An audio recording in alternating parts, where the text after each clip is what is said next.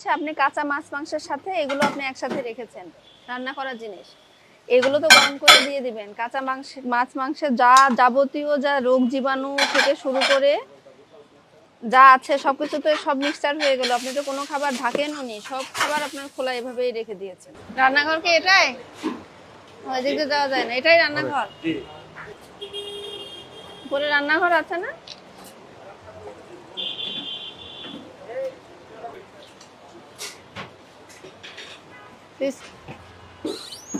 এই যে কবে কার রান্না করা এগুলো? এই আপনারা কেউ আসেন একজন।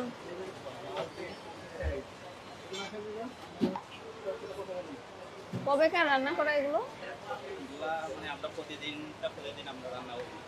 তাহলে এই খাবারগুলো কিভাবে আসলো? প্রতিদিন যদি আপনি প্রতিদিনের খাবার শেষ করেন তাহলে ফ্রিজে রাখার দরকার নেই। সকালে পাকাইছি, ঠিক আছে? পরে আবার দিয়ে দিন। তার তো কোথায় দিয়ে দিবেন? নিচে দিয়ে দিবেন গরম করে। এই খালি অল্প সময় দেয় মানে রাখি। আপনি যদি এটা আজকের খাবারই হয় তাহলে আপনি ফ্রিজে রেখেছেন কেন? আপনাদের তো সকালের আইটেম ভিন্ন, দুপুরের আইটেম ভিন্ন, রাতের আইটেম ভিন্ন, তাই না? ঠিক আছে, এই যে এই মালটা ভালো করে। তাহলে সেটা আজকের হলো কিভাবে? আপনি বললেন প্রতিদিনের খাবার প্রতিদিন করেন। সকালে পাকাইছি বুঝছেন, এই যে নাস্তার মাল তো এটা। নাস্তার মাল তো আপনি এখন সেই বিকালবেলা কেন খাওয়াবেন?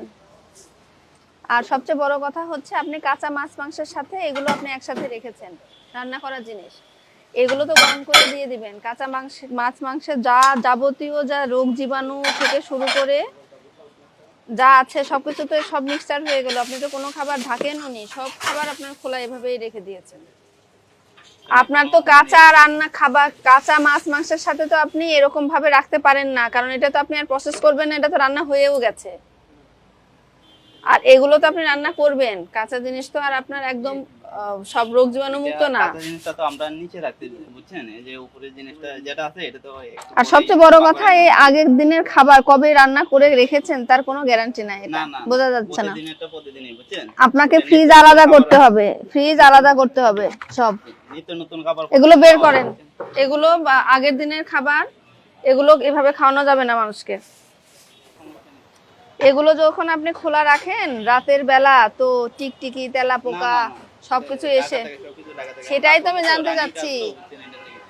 রানিং কাজ আপনার ঢাকনা থাকবে না সেটাই স্বাভাবিক, কিন্তু আপনার ওই ঢাকনাগুলো দেখান, তাহলে বোঝা যাবে যে আপনি ইয়ে করেন। এটা কি লবণ বলেন তো? এই যে দেখেন আপনি লবণের ভেতরে এই যে খোলা রেখে দিয়েছেন, দেখেন কি পরিমাণ ময়লা আপনার লবণের ভেতরে। এই যে আপনার প্রত্যেকটা জিনিস রেখে দিয়েছেন, সব জিনিসের মধ্যে ময়লা, এইভাবেই তো রান্না করে ফেলবেন। এই ময়লা কাপড় দিয়ে আপনার এই ভাত ঢাকার সাথে না ঢাকাই ভালো অবস্থা। আপনি উপরে দেখেছেন কখনো আপনার যে ফ্রিজ যেখানে রান্না হয় সেখানকার অবস্থাটা কেমন? আপনি তো নিশ্চয়ই যান রেগুলার নাকি?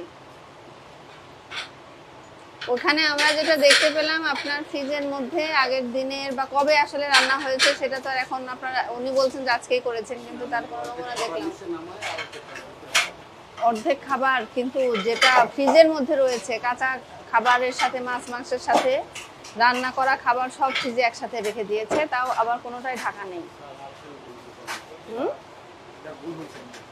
হ্যাঁ, তো এটা তো ওনারা তো বুঝতেও পারছে না যে এভাবে যে খাবার রাখা যায় না, এভাবে খাবার সংরক্ষণের নিয়ম না, এটা তো উনি বুঝতেও পারছে না। আর একটা কেওড়া জল দেখলাম, সেটা যে অনুমোদিত সেটাও কিন্তু না। কেওড়া জল আপনি ব্যবহার করলেন সেটা খাবার উপযুক্ত কিনা, সেটা খাওয়ার জন্য ব্যবহারযোগ্য কিনা সেটা তো আপনাকে বুঝতে হবে, সেটা কিন্তু এখানে কোথাও লেখা নেই। আপনার লবণ সহ অন্যান্য মশলার যে কৌটা রয়েছে সেই কৌটার ঢাকনাও কিন্তু আমি দেখতে পাইনি, খাবারের ঢাকনা রয়েছে। এখন লবণের বয়ামের ভেতর বা লবণের কৌটার ভেতরেও অনেক ময়লা লবণের মধ্যে, ওইভাবেই তো লবণ তার কেউ ধুয়ে রান্না করবে না। আর একটা যে কাপড় দিয়ে ওনারা ভাত ঢেকে রাখলো, সেই কাপড় ওনাদের বর্ণনা মতো ওটা নাকি পরিষ্কার কাপড়। আপনি নিজে দেখেন ওটা পরিষ্কার কতটুকু। আপনাকে সতর্কতামূলকভাবে 10,000 টাকা জরিমানা আরোপ করা হচ্ছে, এটা আপনি এখন পরিশোধ করবেন, আর পরবর্তীতে আপনি যাতে এই ধরনের ভুলগুলো না হয় সেটা সংশোধন করে ফেলবেন। ঠিক আছে, সব কৌটাগুলো ঢাকনা কিনে ফেলবেন, ফ্রিজে সব আইটেমগুলো ভিন্ন করে ফেলবেন, কাঁচা খাবার এবং রান্না করা খাবার অবশ্যই আপনাকে ভিন্নভাবে ঢাকনা আর খাবার রান্না করা ফ্রিজে রাখলেও খাবার ঢেকে রাখতে হয়, এটাই